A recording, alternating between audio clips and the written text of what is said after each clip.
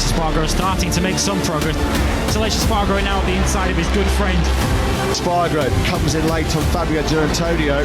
Aleix Espargaro now will be looking to attack into Ramshaw, and he moves past Zarco. He's going for it on Mir at the tip of chicane. He's just scything his way through the field.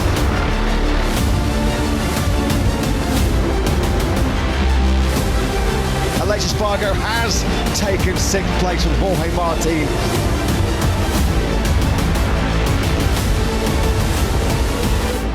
How close was that? What a ride though by Aleix Espargaro.